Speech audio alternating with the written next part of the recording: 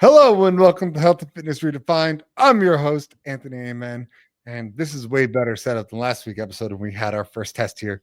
So super excited to be in the new space, starting to get equipment organized, starting to make things look nice for you guys. So if you are watching on video, we are currently running on YouTube and Rumble, as well as obviously all audio streaming devices. So thank you guys for supporting the show. Really appreciate it. Without further ado, we have a great guest on for all of you today. A nice, fun, different topic. I think this is going to be eye-opening to a lot of the guys that listen to the show about things they never wanted to know but probably should know. So without further ado, it's welcome to the show. Dani, it's a pleasure to have you on today. Thank you so much. And honestly, it's often surprising to women too. It honestly is. And I can assure the men who think they don't want to know about it, it will help a lot with something one day. Just to have the basics of this issue covered. So I'm excited for everyone. Yeah, me too. So just tell us a little bit about, this is an interesting topic. So how did you get into this world? So what made you want to pursue it, talk about it, run a podcast about it? Talk to me a little bit about how it all started. Yes. So I was an athlete. I was an Olympic weightlifter, and I had also been doing, some CrossFit and things. And like many people, I think this is me very relatable. There's this thought that crosses your mind of like, okay, I do all this activity, I do this exercise. I want to look like I work out, right? I want to be fit and healthy, and I want everyone to see it because this is something that's important to me. And for many people, it's why they get into health and fitness. Not for everyone, but for some people. And I have a personality that if I'm going to do something, I'm going to do it right, and I'm going to do it hard. And I'm going to go all in. So I was a weightlifter for almost 15 years. And at the same time of training very regularly to make it happen, 6 days a week mostly, and also just living in the world, full-time job, actually owned my own business. So it was more like 6 days a week. I just was really, honestly, burning the candle at both ends. And I had lost my menstrual cycle because I was working out so much and dieting the whole time, either to make weight for my weight class in sport or to just like be lean and try to fit this healthy look, this fitness mold that is very common, especially for women to, men can sometimes tackle the like, let's get bigger, let's eat more, let's do our bulk season. But it's not uncommon for women to be like, absolutely not. I shall not bulk. I don't, that's scary to a lot of women. So they end up in a cut phase. And that was me in a perpetual cut, feeling that, wow, now I'm not losing any more weight. Let me just cut harder. Let me do more high intensity interval training. Let me do more steady state cardio. Let me just do chores around the house to get my step count in. Let me do it all because this is important to me, and it kind of starts taking over my life. And that's what happened to me. And I lost my cycle somewhere in that time frame, and I lost my period for like 8 years straight of just living this lifestyle. And I felt that it didn't matter. I felt that it was an optional extra on my body that I only need when it's time to get pregnant. So it was something that I just ignored. And in fact, I felt a little bit like, and this is common, if I've lost my cycle, it means I'm working out hard enough. I'm so fit that I don't have a menstrual cycle anymore, is something that people hear. And I think that is a story perpetuated from things like gymnasts and ballerinas don't have their periods very often. So, and they're, the picture of health in our society, this must be a good thing, is this kind of weird narrative that starts to happen. So I lost my cycle, and happened, like the reason I started to care about it was I went to my OBGYN, and he asked me about my my periods, and I said, I don't have any. And he was like, oh, well, we worry about that when you don't have periods, that's a problem. And I was like, in all my years, the first time I'd ever heard that, I was like, what do you mean? And as someone who values, or at least values health and wellness, I was like, well, this is a problem I obviously need to solve. And he gave me medication for it, not quite the birth control pill. He gave me something else, progesterone. And I was like, well, I'm not doing that. I'm not taking the medical route, because I knew that this was a self-inflicted problem that I could fix. So I ignored the medication, but I went into like a Google rabbit hole. Why is my period missing? And this was actually very hard to find information about, because they're like, well, you're either pregnant or menopausal. I was like, well, no, I know that I'm just working out a lot, and let me find the magic way to fix this. Let me like health my way through this or something. So I go down this journey of research, and I'm coming across information that's like, maybe exercising this much isn't as good for you as you think that it is. And maybe this pursuit of being super lean is not as healthy as you have this belief that it is. And I'm like reading this information, and I'm thinking that that's the stupidest thing I've ever heard. Whereas like, I don't have an eating disorder. I don't have, like, I'm just a regular person. I'm not even that lean. Like, I was struggling so much to lose weight. I didn't feel that I had a problem, and it didn't make sense. I don't have an ED. I'm not menopausal. Like, what's happening? But this message in my research that I was trying to ignore kept coming up, right? You're exercising too much. You're too healthy, basically. And it was so confusing. It was just like not something I'd ever heard before. And eventually, I exhausted all paths, and I started being more and more curious. Like, okay, maybe I am. Maybe 6 days a week, 3 hours a day is a lot of exercise. Like, and maybe doing a 2-hour weightlifting session in the afternoon after having done early morning CrossFit session is like a bit much. And maybe trying to do that while having a full-time job is a lot. And I do notice I am a bit like neurotic about it all. And I am a bit of like a stress head. And when my husband wants to go out for dinner spontaneously, I'm not okay with that, because I didn't plan my day around it. I didn't plan all my meals around us going out for dinner. So it's a no, right? Like, fun had left my life. Spontaneity had left my life. Obsession with my body had actually taken over. And this is crazy common. And we equate, as a culture, often we equate the pursuit of leanness and maybe even fitness, right? Like run time, strength, etc., to health. And they're not actually exactly the same thing. And so I had to really like figure that out. And it was a long process. It was very anxiety inducing to do less exercise and eat more food, which was important. I couldn't just, like, I just mentally and emotionally couldn't just stop doing exercise and start eating tons of food. It was very scary for me.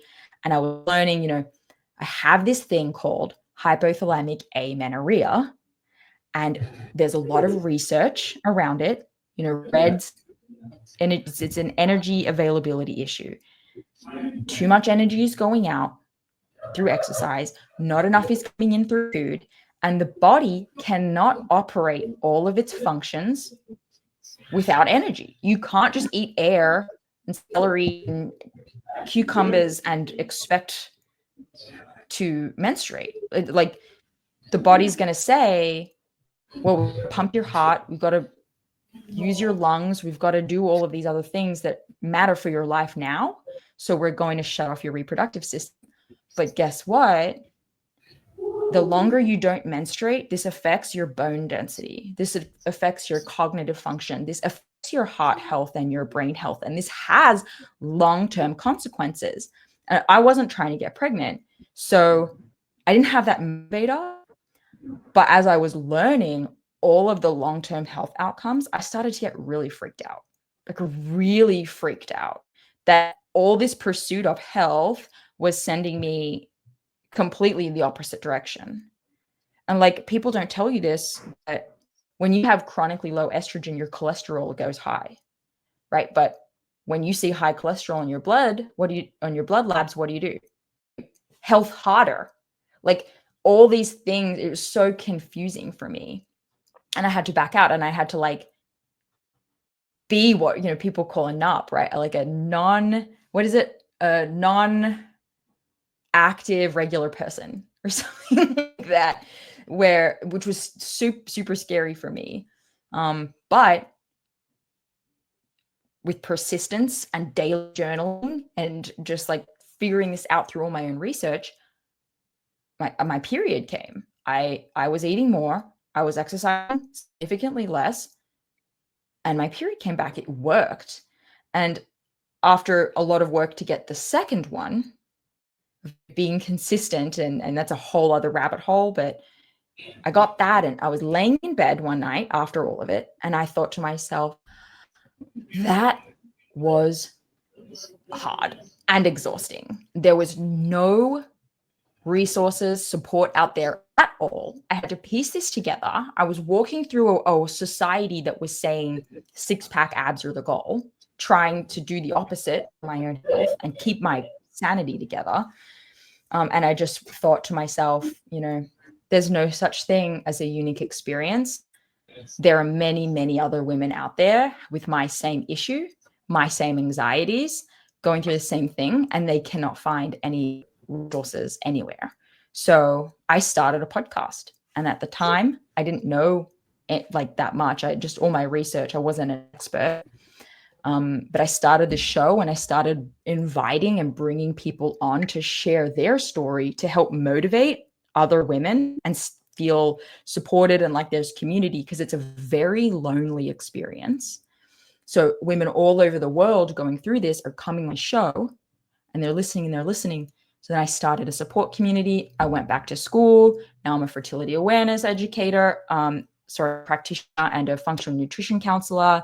And I started like coaching other women through this process, because they were saying, I need help and support, and like, is enough food, and is this too much exercise? And, you know, what are my labs saying? Do I have HA? So I created a whole practice around it to help support these women. And here we are 5 years later. And that's the story. It's a long story. Sorry. It's all right. It was a long story. I think there's a lot to unpack in that.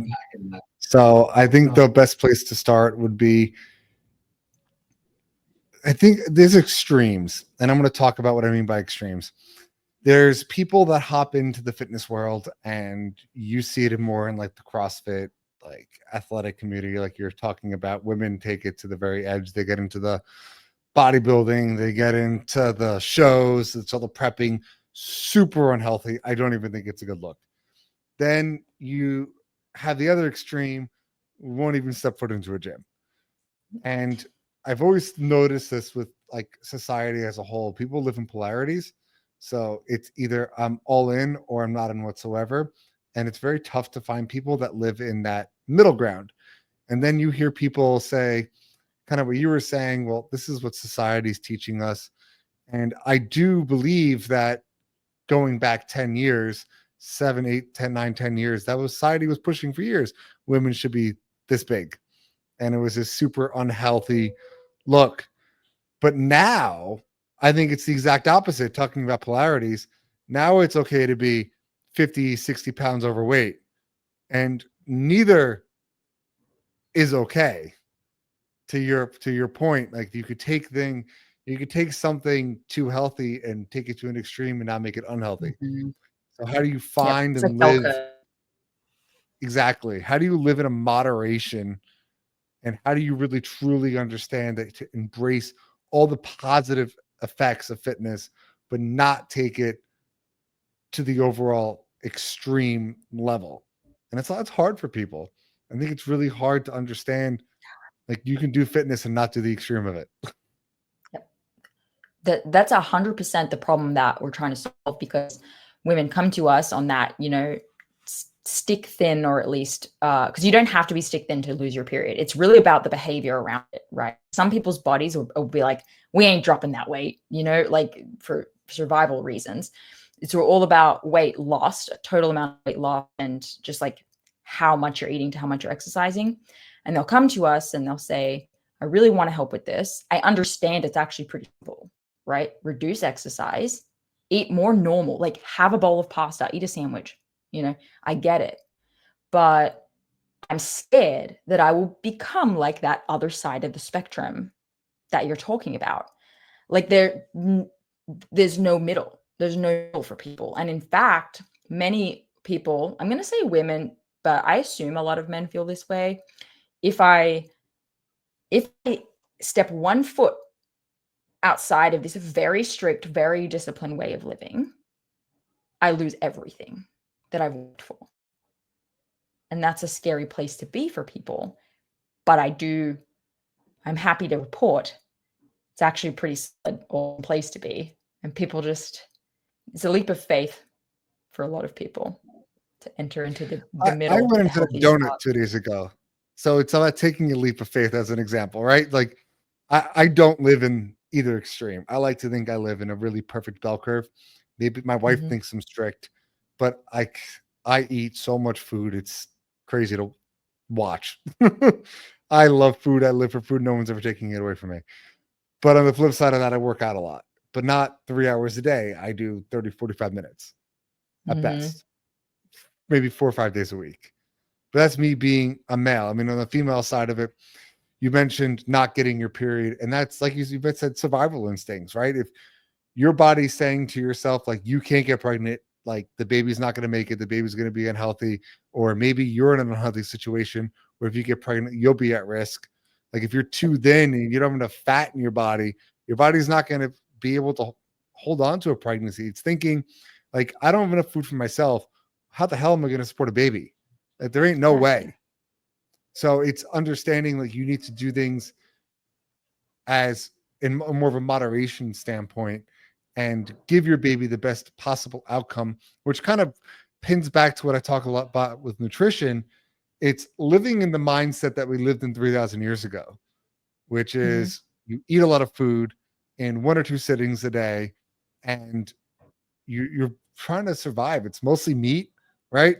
Because it's a lot easier to hunt and make bone broth soup or eat an animal and just indulge. And you're very seldomly eating like fruits and veggies. You're only picking what you can gather, but you're trying to grow specific crops just to get some micronutrients involved. So it's eating a lot, but eating a lot of clean food. It's a hard balance for people because Yeah. it's calories aren't the issue. It's what you're eating. Yes. And I think this is interesting. And so when I first went into to recovery myself and into coaching, I had that philosophy, and it's a good philosophy. It's very logical. It makes sense, and it's true. Like, you don't need a metric shit ton of vegetables all the time, and you don't need, like, you need the basic stuff, and you can't live off crap. End of story, right? Like, just will lose your health. Something about hypothalamic amenorrhea that is fascinating that we've learned over time is a solid part of it is psychological. So this problem happens in a very, like, 99% of the time, a very specific population who we've talked about, high achieving, very disciplined, can set a goal and execute it ad nauseum. And what this appears to have created is like almost like a slave driver famine response. So these women, and this problem can happen to men. There's a male version of this issue, but y'all don't have menstrual cycles to sound the alarm about. Something happens where you tell yourself you will go and do this workout, you will go and do this run, whatever, and you will do it on this amount of food, and you will like you put your body in a headlock and you tell it to perform and to perform on cauliflower rice and chicken breast, right? And it's like, okay, but like, is food coming? And you're like, no, right? And you're not going to feed yourself. And so the brain senses famine no matter what it is. So we get many women who are actually very clean eaters, whole food. They're like, hey, I don't understand why I'm missing my period because I eat whole food. I don't eat junk. I eat an abundance, in fact, of whole food, which, once we do our reviews, we can see for many of them, like, well, I love the broccoli, but like, have you seen a potato? I love the chicken breast, but have you done thigh? Would you eat the skin? The white fish is awesome, but is the skin. So like a lot of people, and it's so common with women, right? Obsessed with whole food, obsessed with ancestral eating. But the second we're like, okay, but can you be in a caloric surplus of it? Or can you eat enough whole fat? They're like the obsession is now in question. That like, where is the intention coming in the eating?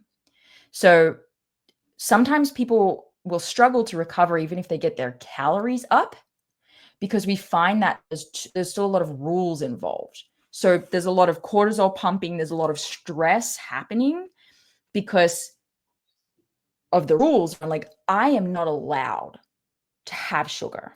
I am not allowed to have a high fat protein. And until we can unpack those rules, and like, your example, like you had a donut every now and then, like these people won't touch it with a 10-foot pole, right? I know it's not health food. I'm aware that there's actually no nutritional benefit of it for you, but there's something about the psychological rule, restriction of so many food groups, because some people are doing, there's no sugar, but there's also no like bread, or there's also no dairy or whatever for many different reasons. And now their brain is like, well, like it's not in abundance. We're not like, there's still rules and fear and structure around it. And it's been fascinating to watch us get women up to calories, but until we remove all of the rules and bring them into more of a, normal way of eating, that their body that's when it will respond. I think it's fascinating that like a donut can help sometimes. Yeah, because it's less about the food. It's more about, lack of a better word, the placebo effect, right? Which Chilling it understanding out. where, yeah, well, that's what I'm saying. It's the placebo effect, for lack of the better word. For what I mean by that, let me explain so I could make more sense out of it. If I'm taking something and I think it's having an effect, I'm going to make myself convince myself it's having an effect, right? That's what we know the placebo effect being known as. Now, take it in a reverse example. If I'm getting super stressed about something and I just sit there and worry about it all the time and get so worked up about it, my body will start having an effect. For example, not menstruating, because I'm spiking my cortisol levels through the roof because I'm worried about absolutely everything. So it's you're screwing up your hormones inside your body because you keep having super high levels of cortisol. Now, how do You're you freaking combat out super about high it. levels of cortisol? It's one side, it's getting over a fear. So it's a fear. The fear could be food, right? You could be afraid of certain types of foods and be afraid that if I touch something, I'm going to absorb the calories and gain 400 pounds. So it's the same way you would get over your fear of heights. You would slowly expose yourself and get yourself used to it to eventually start getting relaxed being in that stressful, fearful situation. The things such as sleep, making sure we're getting high quality sleep in our lives and we're learning to just relax and unwind. Like people forget just to take a deep breath all the time and how much of effect that just has on our body. I don't need to stress about something so silly like a freaking donut and thinking that I'm going to go insane. So it's cortisol just wreaks havoc on our bodies. There's even research coming out, and I got to look more into it before I really acknowledge that it's truth. But I wouldn't be shocked that it causes certain types of cancer. Like, is that you're taking just a hormone and noticing what it does to our body. It affects our blood sugar regulation. It affects our sleep. It could affect your mental. Like, there's so many things just from high levels of stress because we worried about it. Take another extreme example. There's been studies of men who get so convinced they're pregnant that their body starts producing an exorbitant amount of estrogen and progesterone, and they start looking pregnant. Like, physically impossible, but they get so convinced that they're pregnant. They actually start looking pregnant. So you get so worked up about something, like you can start having issues like that. You obsess so much about getting pregnant that you can do the exact opposite because you're stressing so much about it and you're not getting pregnant. You know when you get pregnant? When you don't want to get pregnant. And I think I'm case in point for that. My wife and I didn't she didn't want to be pregnant again. And we found out, oh my God, one little freaking accident. And now she's pregnant and having another kid. So like, it's when you just drop those cortisol levels, your body starts working so much better because fight and flight has been meant for quick responses. There's danger in the world, run. But after you get away and spend 3 to 5 seconds getting away from that danger, like, it should disappear. You shouldn't be worked up all day about something because our bodies are not meant to live that way. Totally. Yeah. You're completely right. Like, people will, like, why is a donut spiking your cortisol? And this absolutely happens to people who get all caught up in, the various nutrition crazes of the world, right? And like, you go, I'm going to be keto. So now, like, the fact that you ate a carb is super stressful to you. And, to your point of cortisol is at the very, very top of the hierarchy of reproductive hormones. So if your cortisol and your insulin is not under control, not insulin, blood sugar. If your cortisol and your blood sugar are under control, that's dictating what's happening to your reproductive hormones. So all of these women who are stressed out because I didn't get my in and I don't have anything to eat because we're going to this restaurant and they don't have anything that works for my diet. And, all these things are constantly going. Your brain says, nah, no estrogen. And it's super important. And that's, it's a great way to kind of explain what's happening. And this happens to men too. Yeah, I think I want to take it a step further because I think this is an important topic and probably a controversial one, but that makes it more fun. Is the increases of infertility, as far as one as a society as a whole, two people wanting to have kids, there's a lot to unpack inside of that. But why are we having extreme infertility issues? I know that we talked a lot about women obsessing about fitness and, like yourself, like just over worrying about food, but that's only like 5% of the population, right? Where obesity on the other end of that, around 70% of the population is overweight and obese. So are those related to infertility? Why do we have so many infertility issues? And then the flip side of that, if we understand the infertility issues, how can we help people fix and have kids naturally? That's a tough question, but maybe you know the answer. Yeah, and to be super honest, I spend very little time thinking about that overweight population. I'm so balls deep in women who are under eating that I've spent very little time really looking at the opposite side of the population.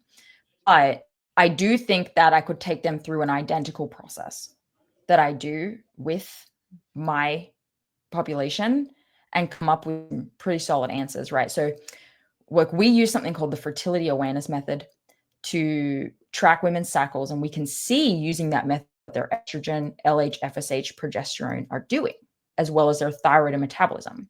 So I could imagine what their chart looks like versus our clients and take them through a similar process, but just reversed, right? So like with ours, we're trying to introduce things that they're afraid of, right? And like change up their diet a bit. And potentially with the opposite population, we're looking at like, okay, well, maybe let's chill out on all the caffeine, and maybe let's bring in some high quality animal protein, because you're getting all of your protein from pretty rubbish sources, right? Like, I don't know, McDonald's, frozen dinners, the cheapest quality animal proteins that you can get, and just start like kind of like that bell curve again, right? Like, let's bring you to the middle this way, and you guys to the middle that way. And then, everyone's dealing with the stress of life and all of the expectations on them. And another thing that I think about a lot, my whole team does, is while the missing menstrual cycle part is like a small population of women, it's a lot of women, but it's not the majority, right? It doesn't mean that just because your cycle hasn't completely disappeared, you're not on the spectrum. So you could still be menstruating every single month. It could be very poor quality, and it's for the exact same reasons. It's just that your body has decided not to stop bleeding, right? There are some like genetic factors here as to like if you're likely to completely lose your cycle versus just have like the bare minimum function of it, but it's the same thing.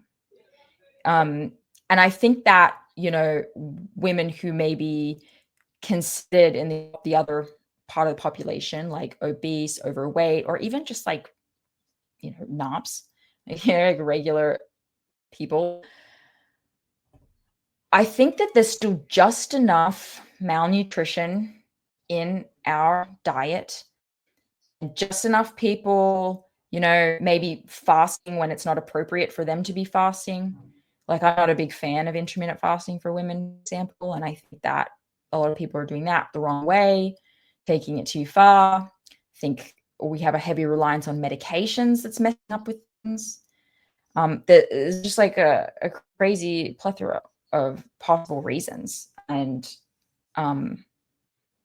it takes bringing everyone back to the foundations, to like, all right, protein, carbohydrates at quality sources from animals, and not overdoing it in the junk world, but not being like neurotic about avoiding it. And we can bring everyone to this like harmony about it.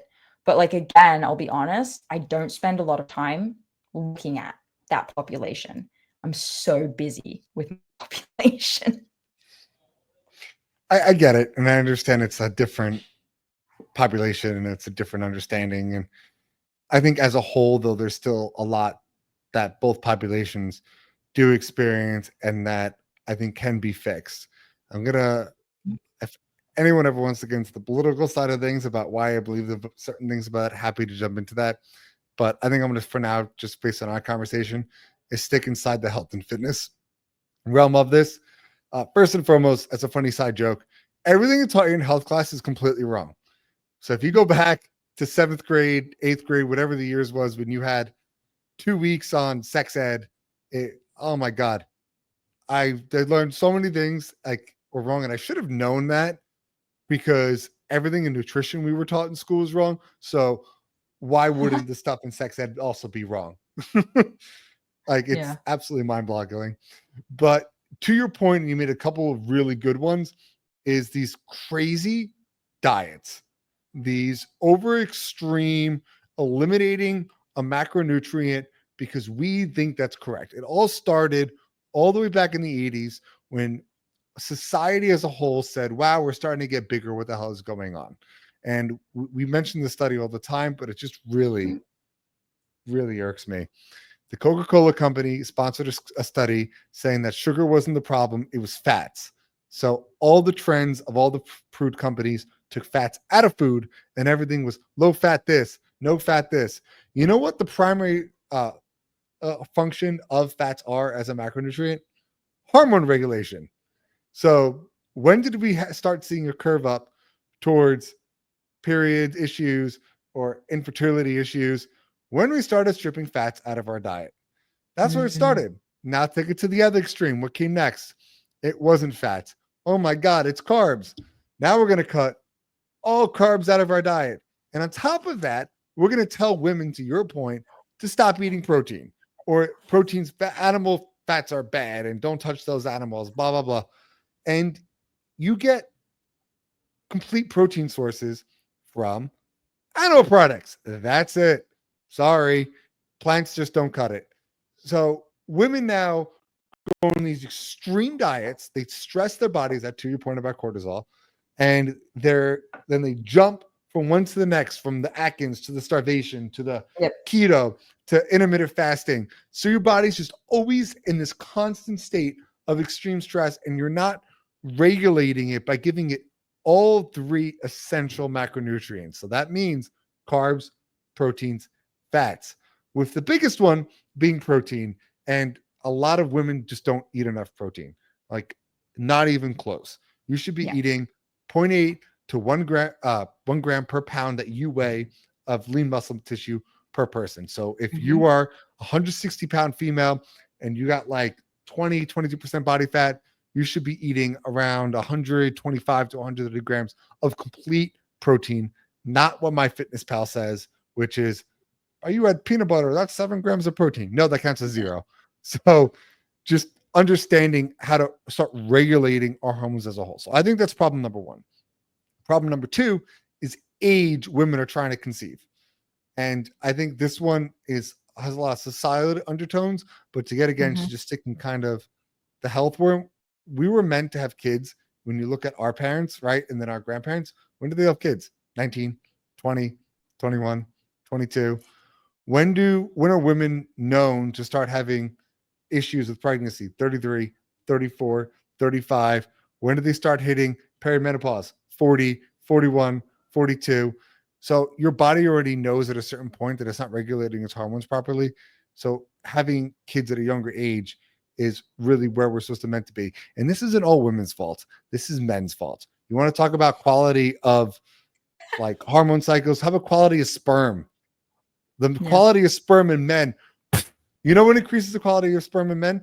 Higher testosterone levels. You know what men are struggling with? Low test. Why? Because men don't really do the extreme like women's do when it comes to like bodybuilding as much. As percentage is way lower, but men are way worse with the obesity side of it, way worse with the alcohol side of it. So we're just killing our sperm quality. So there's just no good swimmers out there. So when you add both extremes, now you have crazy infertility issues. So it's just there's a lot of things that we can learn from this. And I want to also mention as a side point, I do love all the different research like IVF and stuff coming out to help people to conceive and have kids. I think it's amazing, and it gives people a chance to have the opportunity to have kids. But like, there's things we can do first, and we should really look internally and get our blood work done, check our test levels, see what's going on with our period, see if we're living in extreme, learn how to regulate things, drop our cortisol levels. Because overall, even if we're not trying to have kids, we're going to make ourselves healthier in the long run. Yeah. I mean, that's a great, we want to be the middleman before you just go straight to treatments because yeah, there's a million things you can tackle. And yes, those treatments are wonderful and way too more people than need it are getting it. Like that, it's totally as simple as that. And I think you made a lot of excellent points. Totally.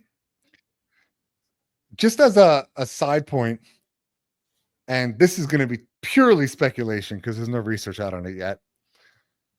GLP-1s, so your Ozempics and Zepbounds, do you think it's going to have an effect on women's menstrual cycles? And do you think it will have an effect on infertility?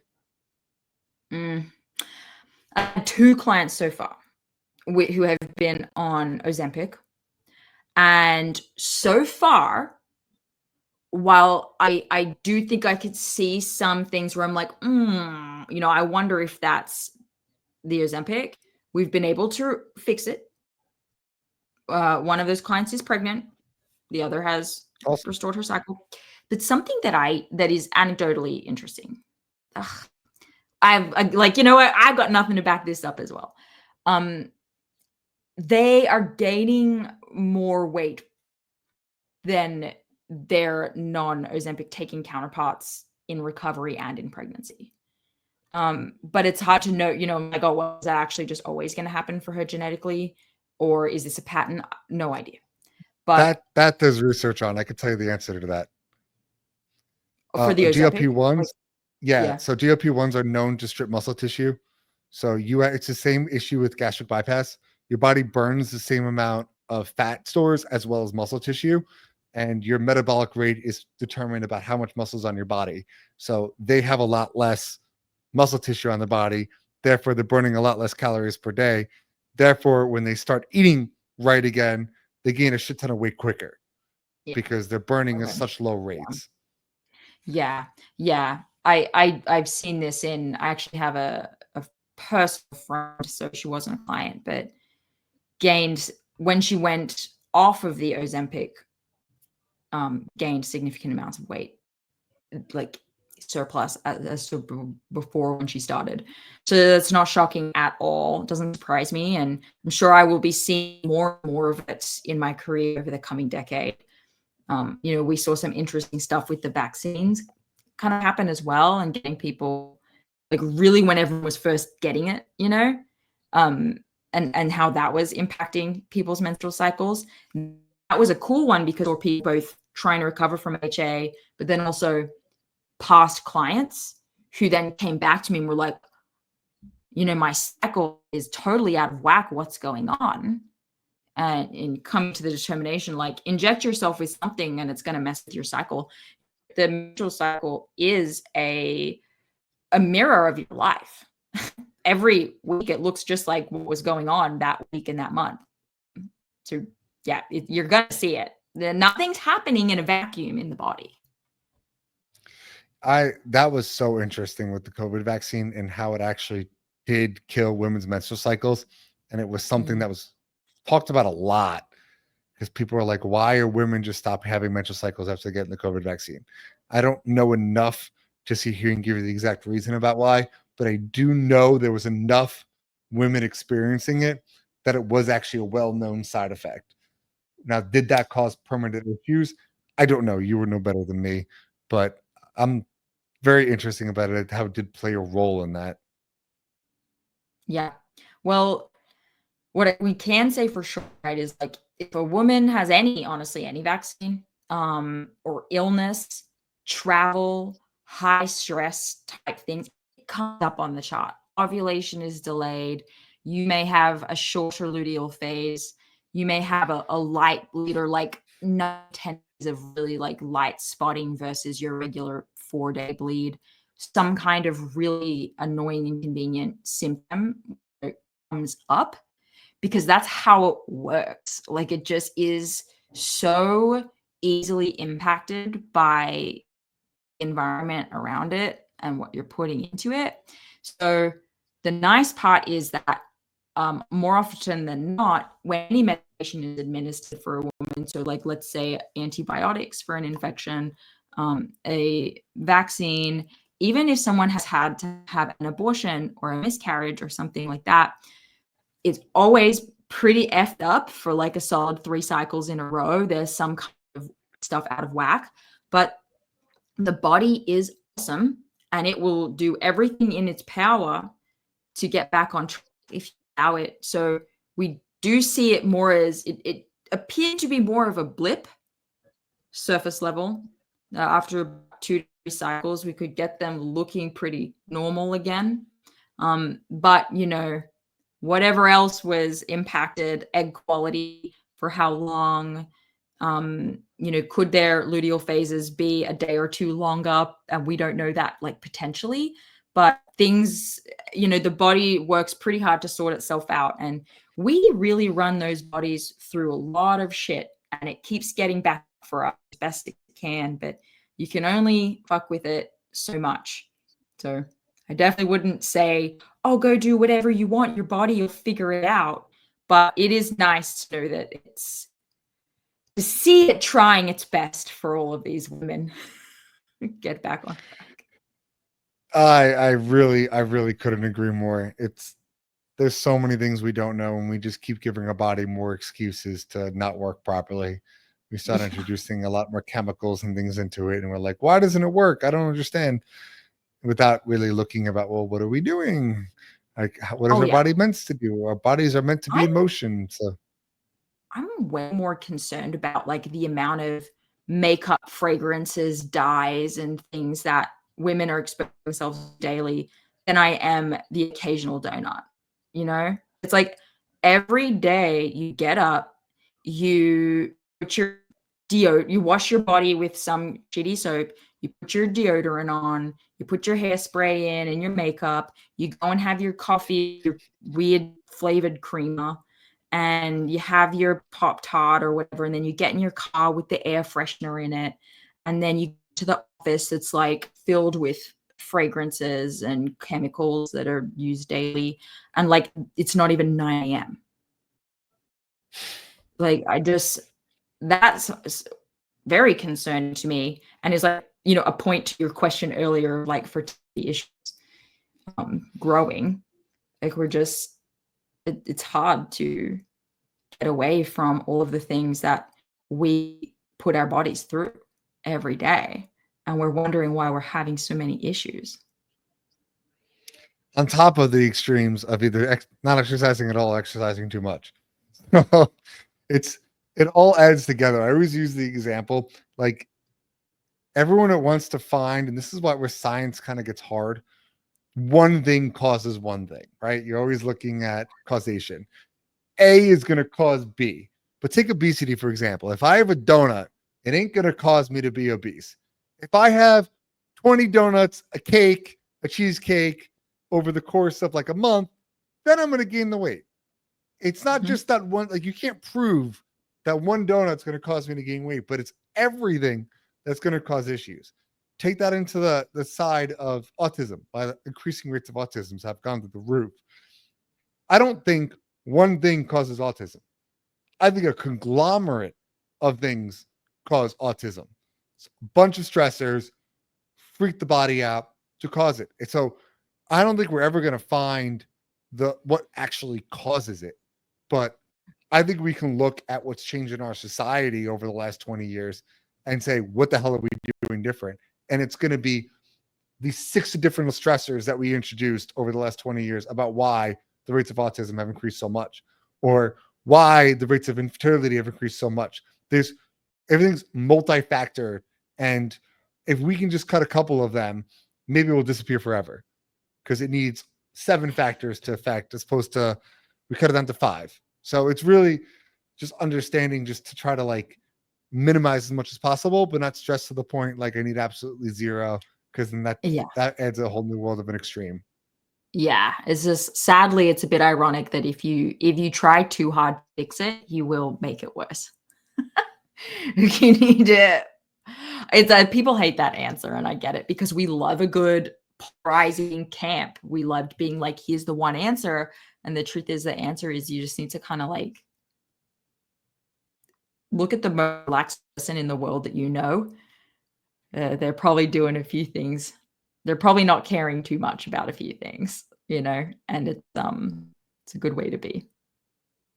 Yeah, I couldn't agree more, Danny. But I do want to wrap the show up a little bit. So I'm going to ask you the 2 final questions I asked everyone at the end. First one is, if you were to summarize this episode in 1 or 2 sentences, what would be your take-home message? Yeah, everyone chill out. Have the occasional donut. Go to the gym semi-regularly, and don't take any one thing too extreme, and you'll land in a pretty good place. I love that. And the second one, how can people find you, get a hold of you, and learn more?